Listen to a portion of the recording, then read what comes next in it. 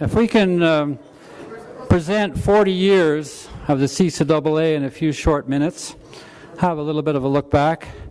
Pour le commencement des origines de la CSA en 1974, the first annual meeting held in 1974. There had been arrangements before that. The group met in 1972 and started the process going. After that AGM, the first national championships were held in 1975. Alors, le premier championnat canadien, c'est après 75. Il y avait 4 équipes pour hockey masculin et 4 équipes pour basketball masculin. C'est juste ça. When the championships were held the following year, there were 4 teams in basketball, 4 in men's hockey, a total of 128 athletes. This past year, there were 10 sports held, and more than 1,100 athletes took part in national championships. It's a remarkable achievement.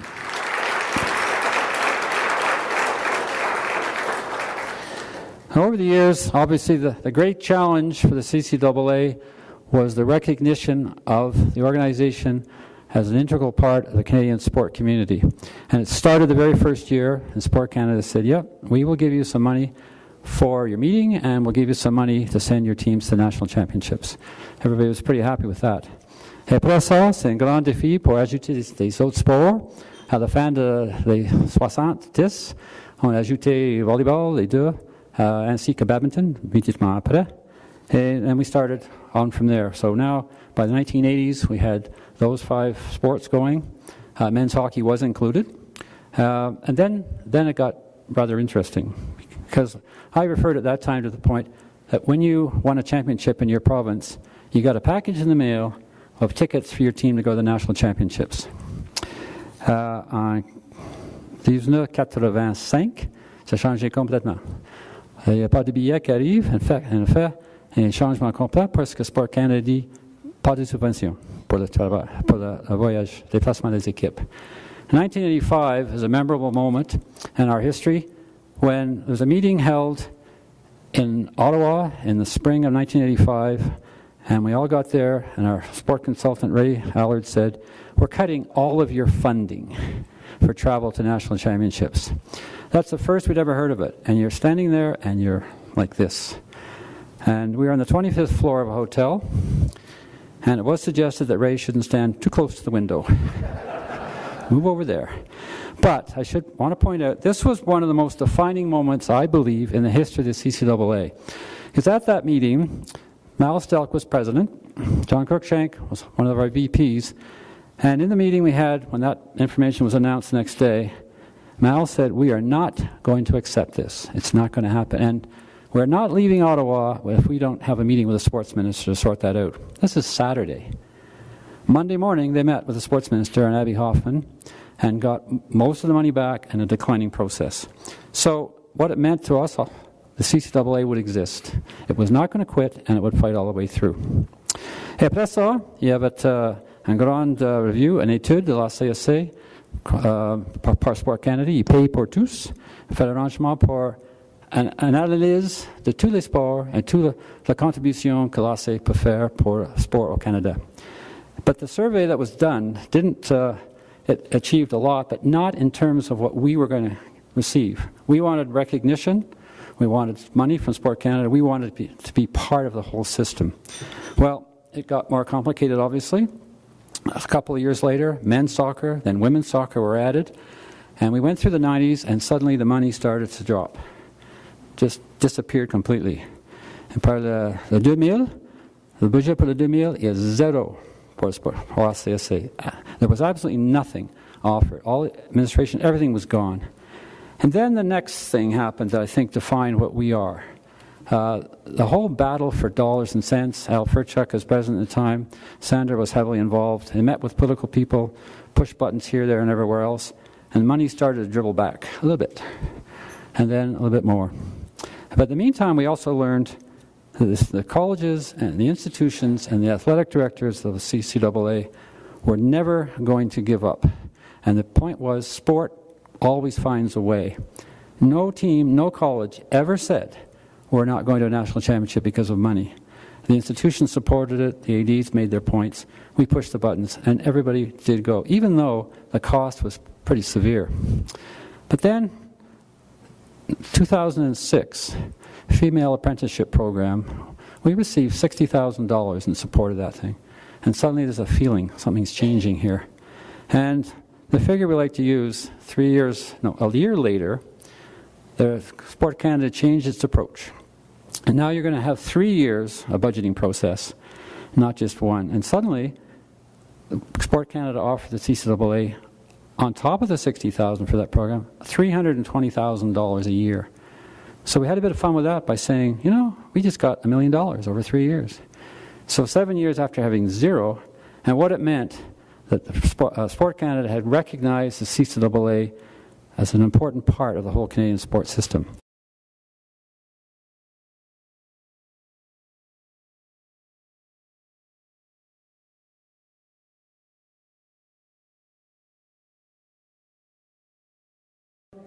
Over the past many years, Glenn Ruiter has worked on putting together a history of the CCAA from its inception to today, chronicling the successes and challenges that the organization has faced over these past 40 years.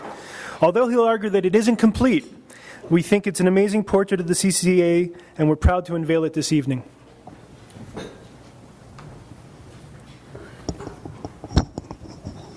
So tonight, we celebrate the historic occasion of the 40th anniversary for the CCAA. We will be witness to two extraordinary events, the inauguration of the CCAA Hall of Fame and the official book release of the CCA's 40-year-old history, authored by our very own Glenn Ruiter.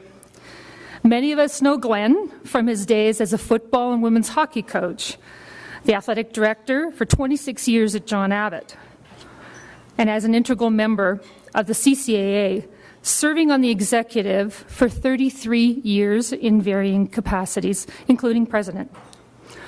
From his wide lens of experience, Glenn has captured the critical moments and key decisions that have shaped the CCAA, transforming it to this very impressive organization with 94 member institutions, and as Glenn has already indicated, over 11,000 student athletes. As I stand before you this evening in my role as CCAA president, I am profoundly proud of our association and so very grateful to our founding leaders, as I said before, on whose shoulders we stand. 40 years ago, as a rookie sport coordinator at Seneca College, I traveled with our women's volleyball and women's basketball teams to Montreal for the national championships. To this day, I remember entering that cavernous venue, and our Seneca women's teams, who had so much bravado on the bus for 5 hours, stopped in their tracks, as I did. Our jaws dropped, and we were immediately overwhelmed by the immensity of this championship. And for the first time in my life, I realized that there was sport for college students at a national level. And I realized as well how special this moment was. It shaped me professionally and personally. Professionally, I vowed at that very moment that we needed to get our Seneca teams back to national championships, and it shaped the way I approach things as an athletic director. Personally, the CCAA had me at hello.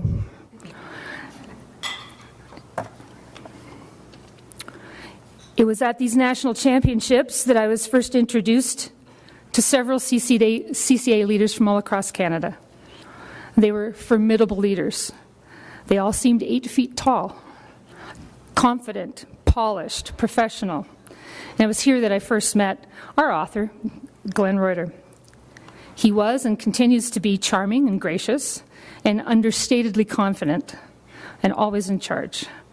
Over the years, I somehow realized that Glenn wasn't really 8 feet tall, but the respect for Glenn's heart and commitment to athletics at John Abbott, the RCQ, and the CCAA has served to create a distinguished stature amongst his peers.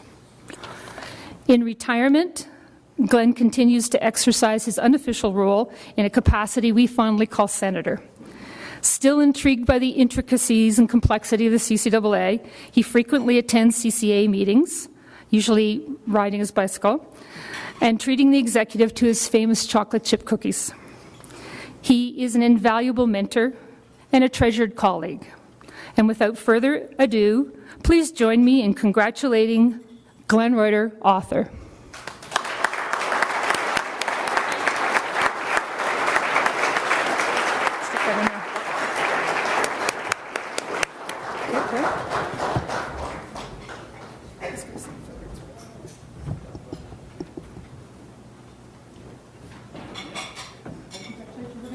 Volume 2 coming out next year.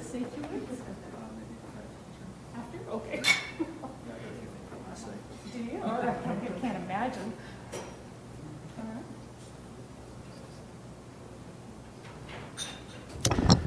Well, there you go. Speechless, finally. Listening to what Linda's saying, and who's she talking about? I'm honored and flattered. You're very kind. Well, what Linda's saying about the CCAA and my involvement, it's all true. It's been a passion.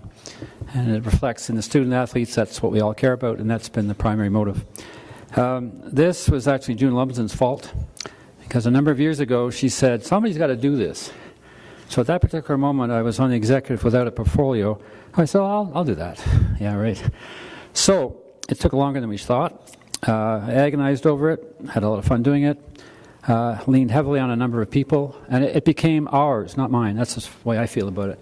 Because initially, as a history, it was sort of like a history book could read, but we finally put it down to a chronicle of events that brought us from 1974 or beyond to today. So in that context, it's a different kind of approach. It's event situations, but hopefully it captures what we are and what we've accomplished. There are more people involved in this for sure. Initially, John Cruikshank did a wonderful job in the first 10 years, and I have a copy of what he wrote, and very detailed information and invaluable in this thing. One thing was finally sort of put together. It was sent to Al Furchuk and Chuck Gullickson, who did a wonderful job of analyzing, and the challenge was, were we doing the right thing? Are we putting it together the right way? Is it going to be what we want? So there was a lot of information came back, and we changed a lot of things in it. And Brandon Stone, the national office, and Sandy did the same thing.